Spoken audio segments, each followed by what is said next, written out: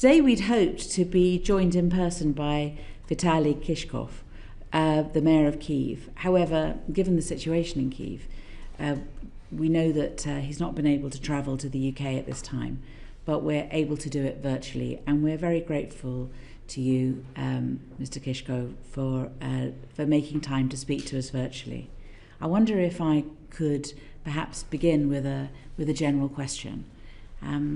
Could you tell us about the current situation in Kyiv and what conditions the civilians are facing?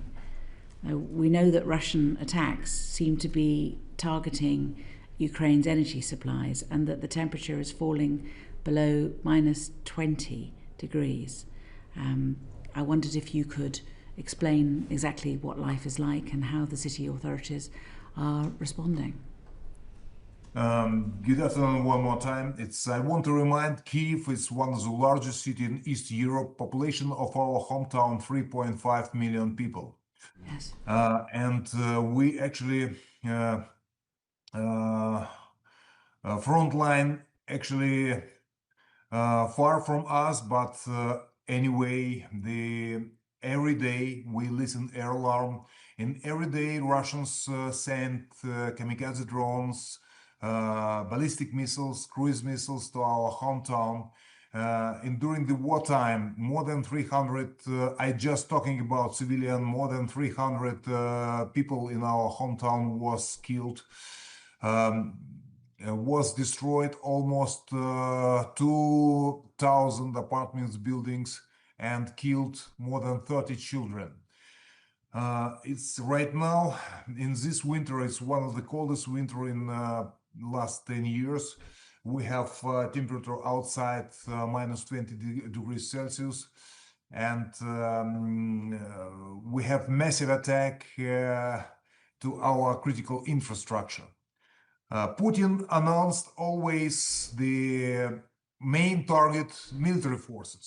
A long time, I think Putin declared one things and do it totally different. Where's the reason to destroy life of civilians, to destroy life of peaceful city? I find explanation. Main point to bring society to depressive mood. Yeah. To destroy it will to defend our home country and to destroy the resistance of Ukrainians. And very critical situation. I want to say thank you very much to everyone who helped Ukraine during the war, because from your support depend a lot. It's not secret, from beginning the war, world experts give to us couple of days, maybe couple of weeks. Yeah, well, you showed them. Fighting against one of the strongest and biggest army, Russian army. We actually successfully defending our homeland already 4 years. Yes. It's a difficult fight. This fight is no rules. This fight it's genocide, because I was every month I visiting our military forces in the front line. The front line is more than 1,500 kilometers, and east of Ukraine totally destroyed the cities, destroyed the villages, destroyed a big part of our homeland. And but anyway, the main goal for Putin, Kyiv and whole Ukraine. And if I saw the everything what did Putin, I have just one explanation. Putin need property. Us Ukrainians, he don't need. And that's why right now the main goal to bring the society in depressive mood in our hometown. Everyone have to left and make him Ukraine empty, and make him easy way, not just to Kyiv. I want to remind, in sick vision of Putin, his goal to rebuild Soviet Empire. It's mean Baltic countries, it's mean Poland, Czechoslovakia, Slovakia and Czech Republic. And I spent big part of my life in Germany. I want to remind Germans, in Putin's sick vision, part of Germany belonged to Russian Empire also, where Putin working years long as KGB agent. And that's why it's not just our war. It's war for values, as the principles, and for our homeland, and not just for our homeland. It's also for whole Europe, because it's also not secret Ukraine, largest country in Europe, and from stability in Ukraine depends stability in whole region. Yes. And that's why I'm sorry, I have to be in London today, but to left the city when the people need services, where it's freezing cold, where is every second Russian missiles can attack our hometown. It would be not right to be somewhere outside. It's very important for me as mayor to be present in my hometown, and that's why I want to say sorry. I will be very happy to spend time and talk to you directly without internet, offline, but I have to stay in Kiev. Of course. Of course you do. Of course you do. And I certainly remember that during the Second World War, when London was being so badly bombed, the Londoners really appreciated the fact that the royal family stayed in London and suffered in the same way that Londoners did. And the Queen Mother said, how could she possibly leave London given everything that the East End was going through? It's a very hard time. Can I ask you, is there any justification for bombarding Kyiv? Are there any military targets that could be used as justification for bombing the city of 3.5 million people? Main target, every one of us. Yes. All the Ukrainians. But easiest way to make city, to put city in the blackout, no water, no electricity, no heating. We fighting to surviving. And in this critical time, thank you for everyone. But I want to say public transportation is work, hospitals is work, schools, preschools, and we show our resistance, and it's very important to be strong.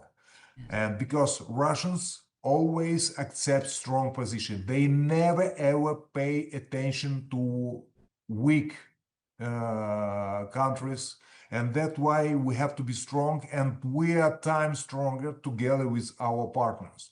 And Great Britain, pretty long time, always support Ukraine politically, economically, defensive weapons, and we never forget you support and you help in this critical time. We very appreciate. And can I ask you one more question before I ask Sir John to follow up? But I mean, are the Ukrainian air defences in Kyiv sufficient? And what else is needed? And what else do you need from other countries? I'm not expert in air defense, yes. But anyway, the Russians sent in this year much more drones. Can you imagine? At the same time, 500 drones. At the same time, ballistic and cruise missiles. And air defense worked pretty well and almost shoot down everything, but they can't give 100% guarantee and can't give 100% protection, and that's why we have some damages. Yes. Fighting, and also air defense, very important. It's very important to be together with Ukraine politically, economically, and right now we need electric generators because we have huge deficit in the whole country. around 70% deficit in whole country, also in our hometown. Can you imagine? Just 2, 3, 4 hours per day with electricity. Yeah. And after that, sorry, we can't give to everyone because it's a huge deficit. Yeah. Big deficit.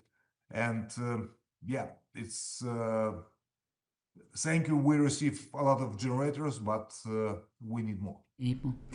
Can I go to Sir John? Thank you. Klitschko, it's very good to see you.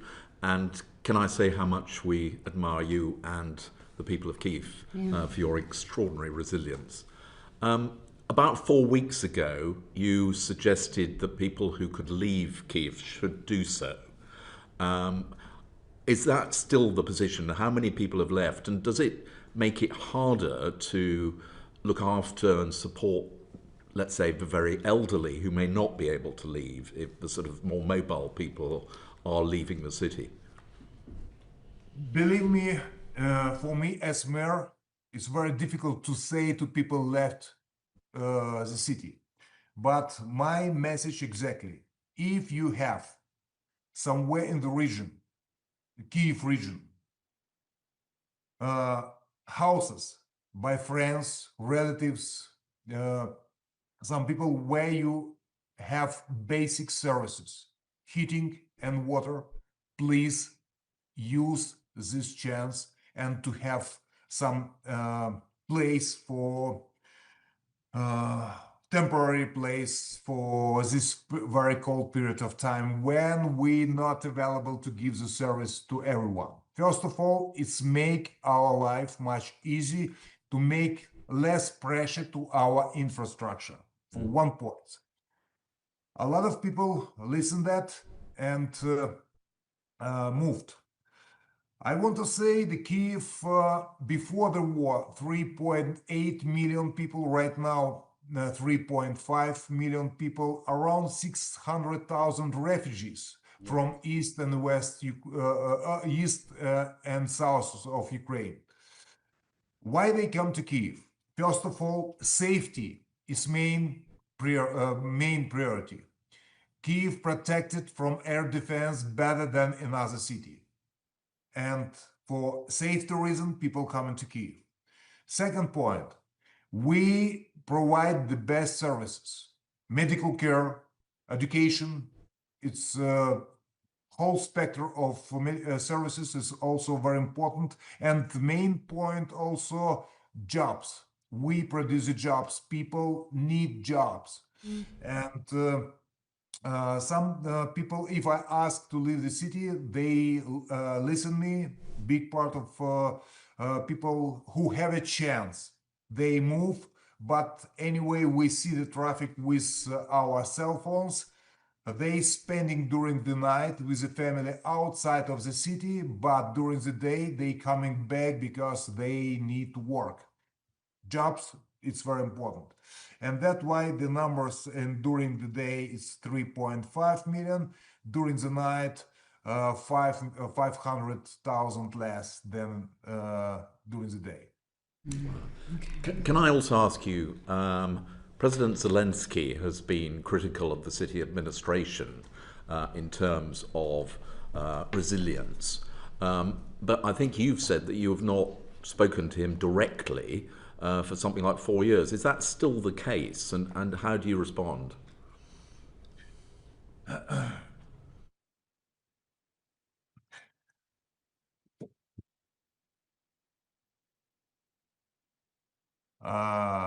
It's actually self-government is a base for democracy in every country, in every democratic country. And self-government was, by the way, attacked from Russians, and 55 mayors in Ukraine was kidnapped. One was killed, and I guess 5 mayors disappeared and somewhere in the prison in Russia.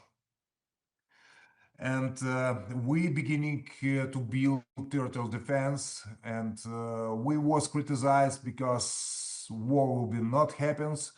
and we are panicker. But anyway, we have information, and we have to be prepared for this war. And from beginning the war, we do it everything to support our army, to help them, and do that until today.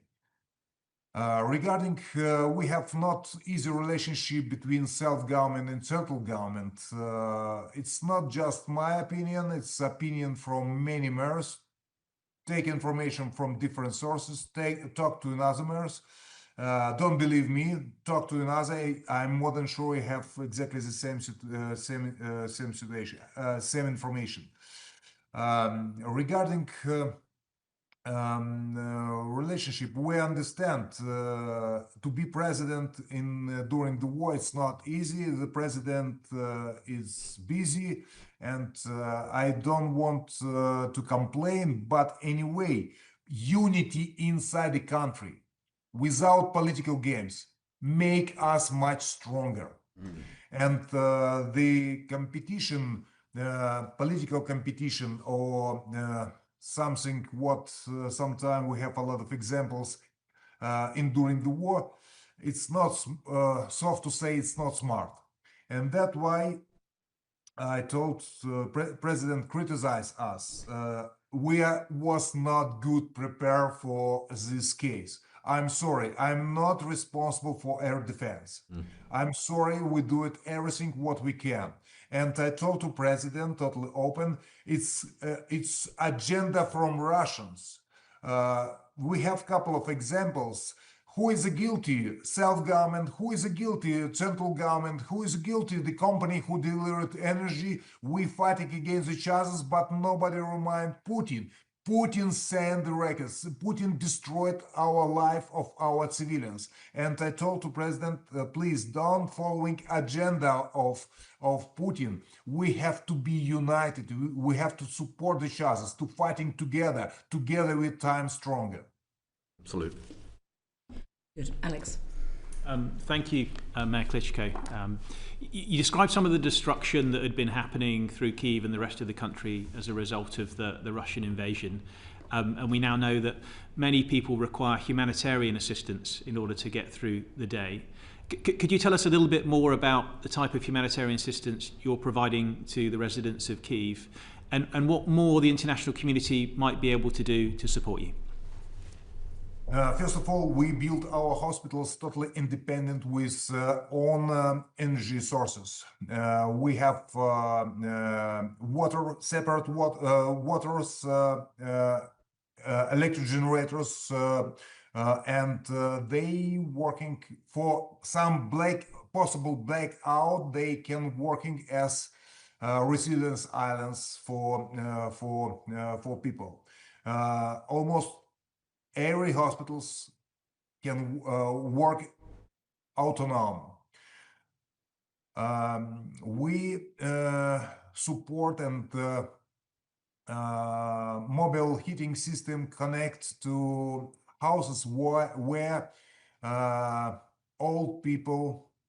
I'm sorry for my English, pretty long time doesn't have practice, and my vocabulary is reduced. It's fantastic. And it's so much better than our Ukrainian. And we give support for all people, the people who have problem with movement, and we connected with everyone. We have almost 30,000 people in Kyiv. We every day in contact, give the service, medical care, food, and prepare right now the good places where people can spend this difficult time when outside is cold. In apartments it's also very cold. We evacuate people outside of the country, and they spend time there. But people don't want to move.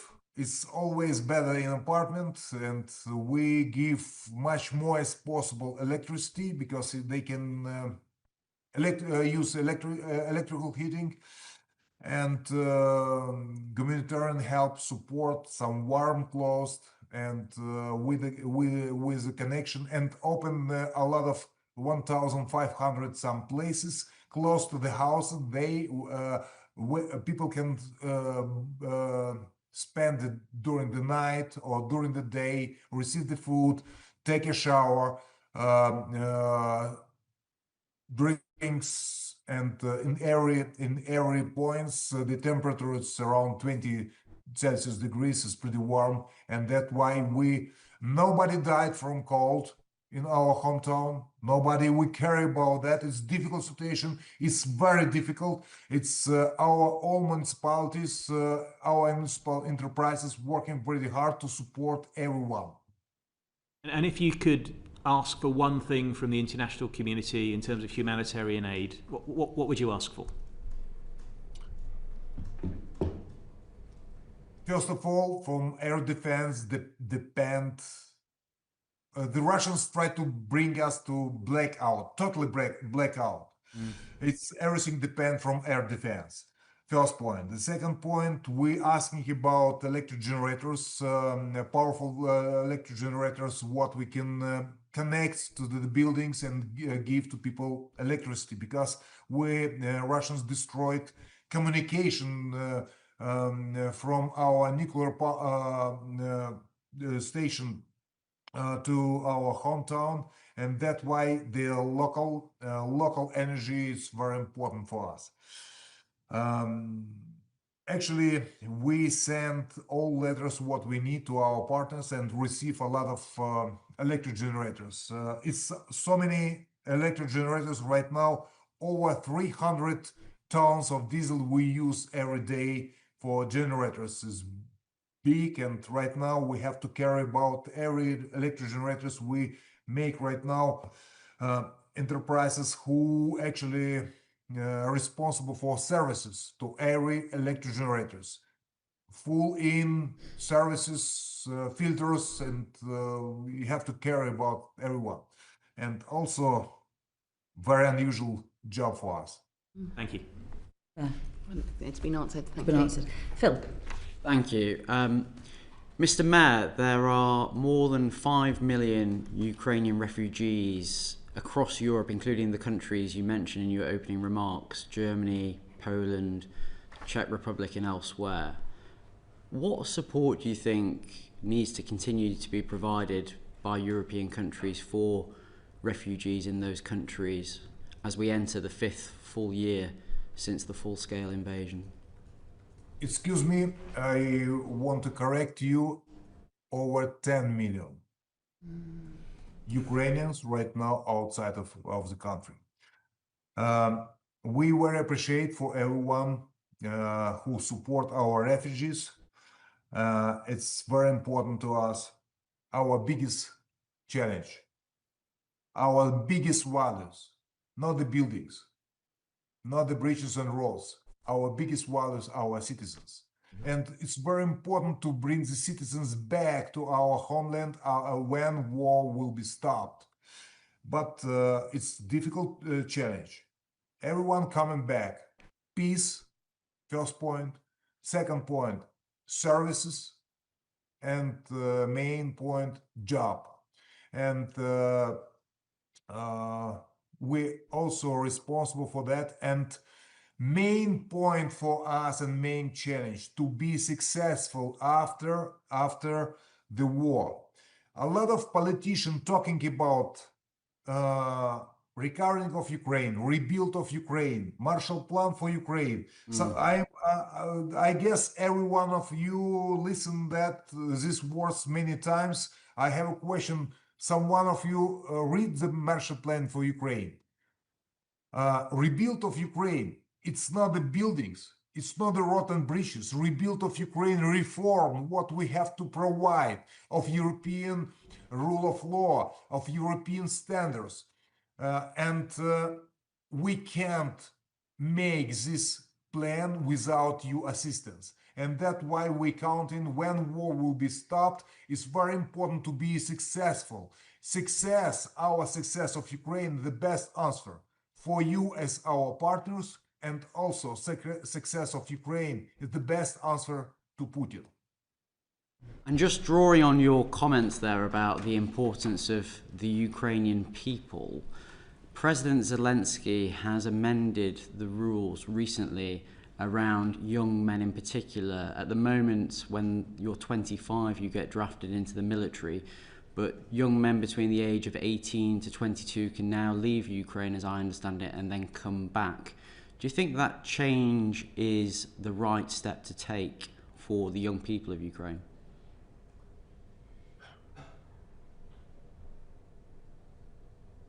My personal opinion is it will be very difficult to bring the people back. Young people very easy integrate in society. They easily learn languages. They build the families. And for us, it will be very difficult to bring the people back to Ukraine. Can you imagine? I guess right now population in Ukraine less than 30 millions. Yeah. Just 20 years ago was double more. And the young people, we need the people who will be rebuild the country to make our economy strong. And my personal, maybe I'm wrong, but my personal opinion, to let everyone leave the country, it will be difficult to bring the people back. A big part of people, young, especially young people who left the country, I hope they're coming back, but my prediction is one third, maybe half of them stay. If they spend a long time in outside of the country, they stay there for build a family, build a business, make a business, and it's difficult to bring them back. Thank you. Is there, I mean, how can allied countries support the return of refugees? What do you think? Would you think that we should be supporting the return of refugees when the war ends? We need support, and we very appreciate to support refugees. But I actually a couple of days ago have a German delegation. It's a lot of refugees receive a lot of support, but a big part of refugees don't have a job. It's very important to be active and not to stay passive. Receive this support, just money and support and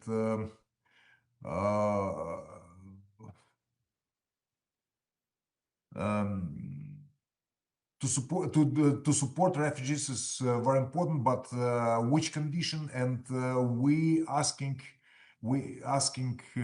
about help to propose to him, put to them coming back to Ukraine. This will be difficult. It's very difficult task, but the next task, what we have I hope it's the next year.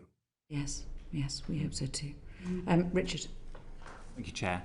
And thank you very much, Vitali, for sharing your time with us today. You started by saying thank you, but actually the thanks is ours as a Foreign Affairs Committee on behalf of all British citizens to you for defending Eastern Europe. Yes. In the early days of the full-scale invasion, I'd like to take you back to those images that we saw on our TV screens, that you saw in the flesh, those images of Russian armoured columns heading for Kyiv. Could you describe those early days and how they played out from your perspective, please? I'm sorry, can you repeat the question? The early days of the full-scale invasion. Could you please describe what it was like to live through those early days of the full-scale invasion in February 2022, please? This can be a long speech. I have a lot of emotions. City was empty. City was empty. It's difficult. This time, last 4 years, is very difficult. I explain you a couple of times, a couple of examples, emotional examples. I have very thankful job as mayor to make life of people easy, to help the people. It's a very thankful job, and I'm enjoy this job. It's very tough. It's very a lot of challenges, but um I had to go to the hospitals and to see young kids. Sometimes the kids a little bit older than 20 years old, without arms, legs, sometimes without eyes, because from explosion, sand have huge power and destroy the faces of young kids. It's difficult psychologically to do that, but one part I had it one time a month. I give the medals to the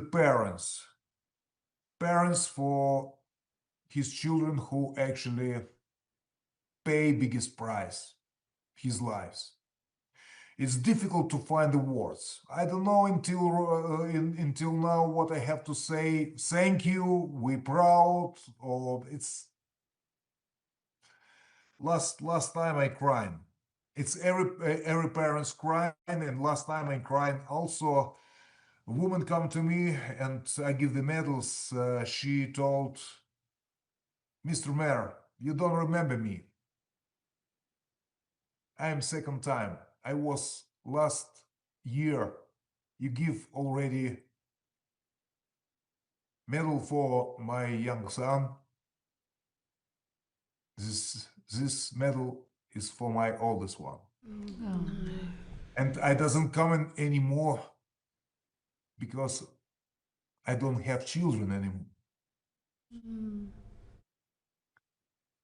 She crying and I crying also together. It's difficult to explain emotion what have a people in our homeland. And everyone, if you go to the street and asking, you wish the everyone give exactly the same. Wish the war have to be stopped. We pay for our freedom biggest price, and lives of our heroes, of our children, young people, old people, our citizens, and that's why we are very thankful for support, for the help, and together we are time strong, and just together we can stop the Russians. Thank you, and it just sounds absolutely awful to have to go and see people who are resident in Kyiv in those circumstances. So our hearts are very much with you. Fleur and I visited Kyiv in 2022, and we went on a visit to Hostomel Airport, and I mean, it would be interesting for you to describe what it was like when you felt that the tide was turning around Kyiv, and when you were successfully fighting off the Russian forces and repelling them from Kyiv. Could you describe that, please? Actually, I'm right now in city council, and the airline, it was 10 kilometers. We listen explosion. Actually, city was empty. Some group of Russian was already inside the city, and everyone prepare for street fights. This was in beginning the war in 22, and almost 2,000 apartments building in this period of time was destroyed. We rebuild the buildings. We help for the people. We build rehabilitation center for military forces. We have a lot of, it's right now so many challenges. I never expect we have so big challenges, but it's very important to be strong. And strong in front line, strong inside the country, strong. We are time stronger when we are together with our friends, and that's why my message to every one of you: stay with Ukraine, and just together we can stop Putin. because Putin goes so far as far we allowed him to go. And Ukraine, if we will be not successful, definitely Putin never stopped in Ukraine. Putin go so far as far we allowed him to go. Thank you for that. John. Klitschko, we know that there have been reports of attempts to assassinate the president, and I knew Andrei Parubi, the former speaker, very well, who was murdered. I mean, you are in a very high-profile position, and looking at your office, I mean, you are publicly visible. To what extent do you feel at risk, and how is that affecting your ability to run the city? I am former officer. I spent part of my life in army, and I swore ready to give my life for my homeland, as every military. And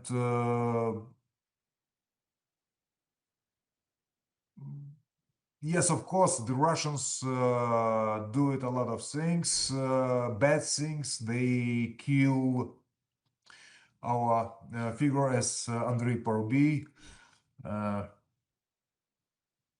I'm strong. It's not so easy. I'm not easy target.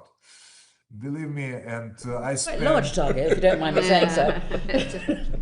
And I spent a lot of time in front line, and I don't think so. I don't care about myself. I care my mission to care about my citizens, and I think about that. What about me?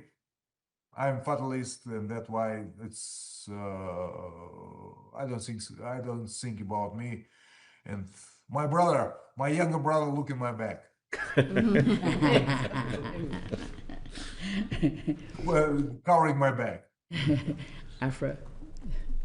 Thank you. I wanted to ask you about the thousands of Ukrainian children who've been forcibly abducted by Russia. I wonder whether you could perhaps give your perspective or update about that, and where some of the small number of children who have been returned, how they are being reintegrated into Ukrainian society, and what support there is. Actually, it's I remind about my brother Vladimir do it a lot of things in this way to bring the children back, because the Russians kidnapped so many children, Ukrainian children, and I told already his biggest value it's our citizens, especially children, and Vladimir bring a lot of them, do it a lot of use his international contact, and actually successful in this way. They already bring a couple of hundred.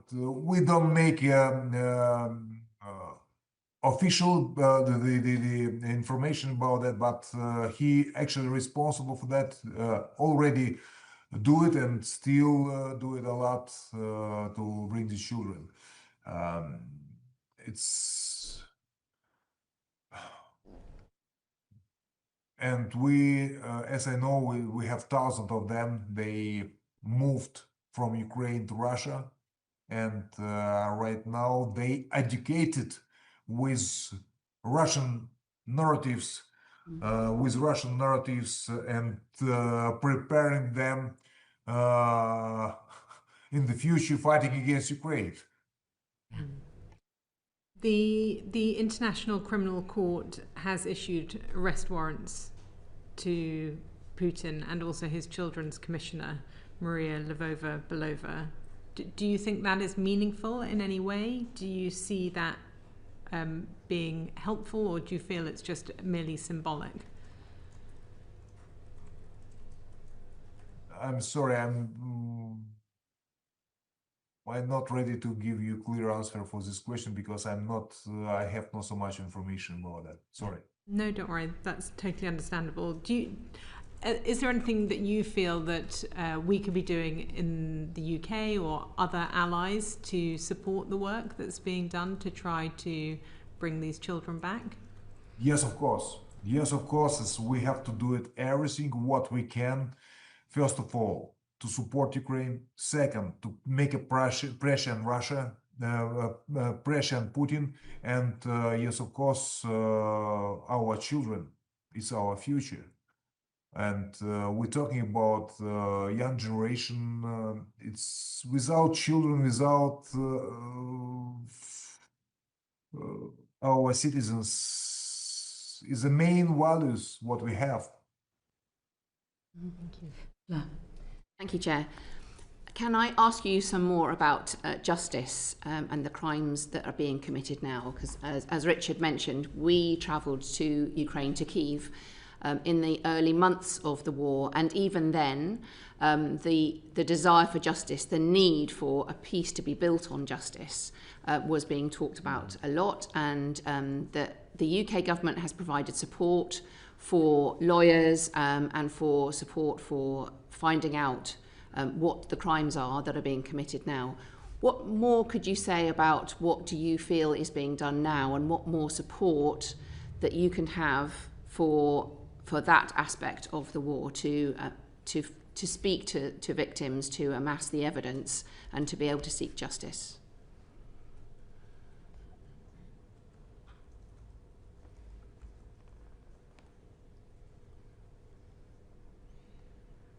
We've lost sound. Thinking.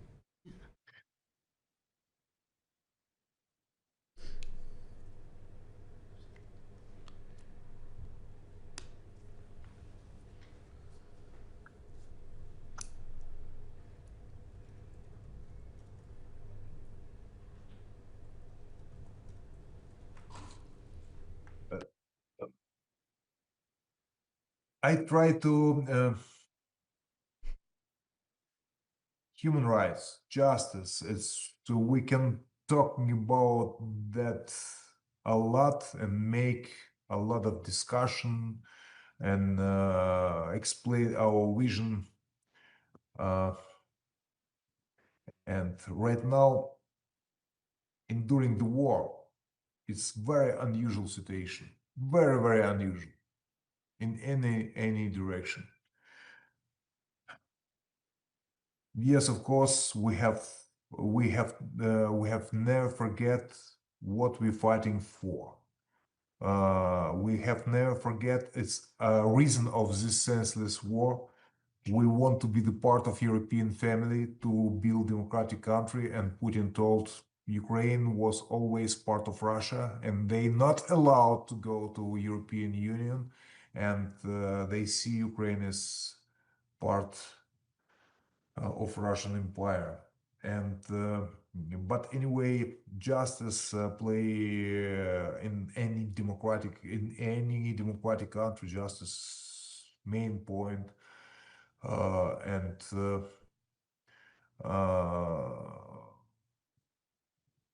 we can discuss about that pretty long time. We have a lot of good and bad examples. But anywhere, rule of law in Ukraine have main priority. We have to stop this war. And the justice for Ukrainian people mean a lot. And I was part of Revolution of Dignity 10 years ago, 2013, 14. And the justice and rule of law was very important question for Ukraine, and until right now, still very important question. Yes. Thank you. I'd like to ask you about the peace talks now happening and the views of people in Kyiv and across Ukraine. So since August, there have been several rounds of peace talks bilaterally and trilaterally with the US. Can you see meaningful progress being made? Do you have hope? And what peace terms would the people of Kyiv be willing to accept? Is there unity about what people want to see from these peace talks, and how confident are you in them? Um,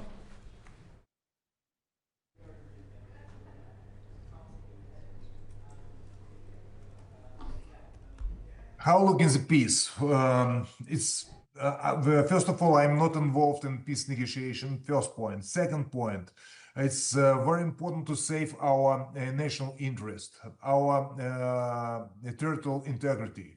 It's our independency. If we're talking about the peace, we have much more question than answer. First of all, if we're talking about peace, what about our integrity? Second point, what about guarantee? Because a peace can be short break for the Russia, and Russia make the next invasion or next aggression. Guarantee from Russia or from our friends is very important for Ukraine. And the peace have been definitely not capitulation in front of the Russia. And we have a lot of question in how looking the peace and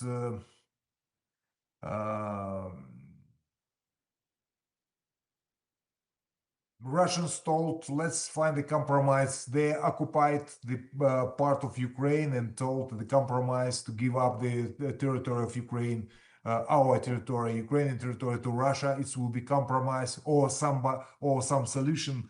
We don't think so. And about our territorial integrity, independency, guarantee.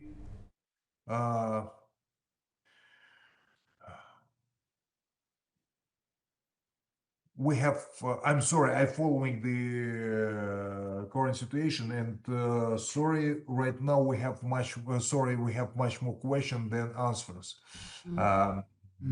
Yes, I understand that.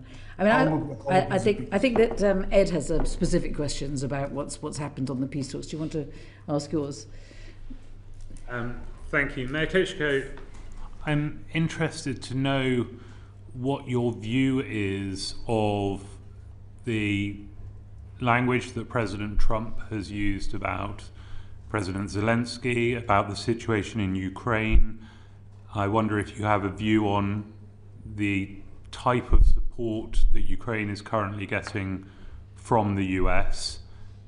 And also there has been a critical mineral deal in order to secure US continuing support of any kind. Do you have a view on US support for Ukraine? US is a very important partner. We definitely we need US in the Ukrainian side, and it's very important to have good relationship and understanding with President Trump and with United States.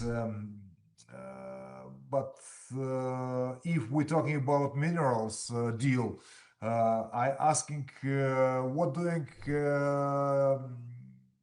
American soldier in Second World War in Europe? They looking in minerals. If we're talking right now about democracy, if we're talking about values, if we're talking about geopolitically,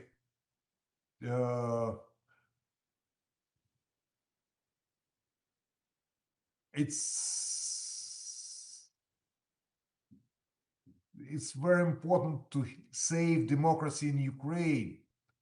It's very important to make Europe strong, and it's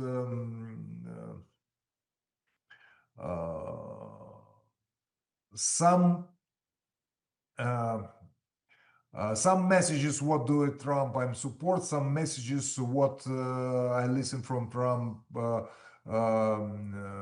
surprised me. It's not easy way, but anyway, we need United States in our side, and without United States, it will be very difficult, and that's why it's critical important to personal connection, personal discussion President Trump with President Zelensky, because from his good relationship, good work depend the future of our country and the future in Europe. That's why I can say more. Ladies and gentlemen, I want to tell I'm so sorry. I have a time pressure, and if you allow to me, I have to go. Great to talk to you. Great. I will be very happy to coming in springtime in much better condition to London and have discussion without offline, without internet, to talk to you, to give answer for many questions, to explain about current situation in Ukraine, and I hope in springtime we will be much closer to the peace in our homeland. It's please never underestimate your power, and you can do it a lot. And from every one of you personally depend our future. And the biggest mistake, my message to every one of you, the biggest mistake is some people thinking war far away from us. This war doesn't touch me personally. This war actually touched every Ukrainian. This war touched a lot of people in Europe, and this war can touch everyone in the world, because Russia is very aggressive, Russia is dangerous, and Ukraine actually make huge mission, and we're fighting and defending not just our homeland. We're defending. Thank you. Honest to say, every one of you. We wanted to thank you as well, Dr. Klitschko, for all your time. We only have one last question, which was about the future, and perhaps it's better for us to talk about the future in the spring when you're able to come. And we do wish you all the very best. And I want to make it clear that on behalf of the British Parliament, we are completely united in our support of Ukraine. And as you approach your 4th anniversary of the full-scale invasion of Ukraine, we are astounded by the resilience of the people of Ukraine and the people of Kyiv, and all the elected representatives who speak so well and who are such great representatives of the people and show enormous leadership. We continue to stand with Ukraine. Slava Ukraini. Thank you very much. And if we look into the future, I have a dream. Many of you know me as sportsman. Yes. Yeah. Nobody know I working years long as touristic guide in my hometown. Oh. I will be very happy in springtime, in peaceful time, to invite every one of you in one of the beautiful city in the world. And I promise you, everyone will be really surprised how beautiful city, how peaceful people living in our hometown, and I promise unforgettable emotions from visiting in our hometown. I have a dream, and let's do it. Our next meeting in our hometown in peaceful time in Kyiv. Excellent, Mr. Mayor. We'll hold you to that. Thank you. Thank you very much. Very much.